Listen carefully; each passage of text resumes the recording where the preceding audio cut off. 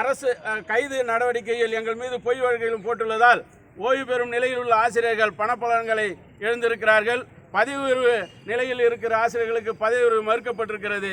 எனவே எங்கள் மீதான அந்த போராட்டத்தில் பாதிக்கப்பட்ட ஆசிரியர்களுக்கு அந்த 17B நடவடிக்கை ரத்து செய்திடவும், அவர்கள் மீதான பொய் வழக்குகளை வாபஸ் பெற்று அவர்களுக்கு உண்டான பதவி உயர்வினையும் ஓய்வூதிய பலனையும் பெற்றுத்தர அரசாங்கம் ஆவணம் செய்ய வேண்டும் என்றும் இந்த ஆர்ப்பாட்டத்தின் வாயிலாக கேட்டுக்கொள்கின்றோம்.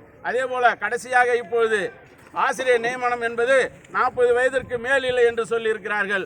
ஏற்கனவே ஆசிரியர் பயிற்சி முடித்துவிட்டு லட்சக்கணக்கில் காத்திருக்கின்ற இந்த சூழ்நிலையில் 40 வயதுக்கு மேல் நியமனம் இல்லை என்று சொல்லும்போது அந்த லட்சக்கணக்கான ஆசிரியர் பயிற்சி படித்த மாணவர்கள் இப்போது வீதியில் நிற்கும் நிலைமை ஏற்பட்டிருக்கிறது. இத்தகைய ஆசிரியர் நலன், மாணவர் நலன், கல்வி நலன் சார்ந்த இந்த 4 அம்ச கோரிக்கைகளை தமிழக அரசு உடனடியாக நிறைவேற்ற வேண்டும் என்று எங்கள் தமிழ்நாடு ஆரம்பப்பள்ளி ஆசிரியர் கூட்டத்தினுடைய மாநில அமைப்பின் முடிவின்படி இன்று தமிழகம் முழுக்க அனைத்து மாவட்ட தலைநகரங்களிலும் மாபெரும் எழுச்சியுடன் ஆர்ப்பாட்டம் நடைபெற்றுக் கொண்டிருக்கிறது. இந்த ஆர்ப்பாட்டத்திற்கும் அரசாங்கம் செவி சாய்க்காத பட்சத்தில் எங்களுடைய மாநில அமைப்பு கூடி அடுத்த கட்ட போராட்ட நடவடிக்கை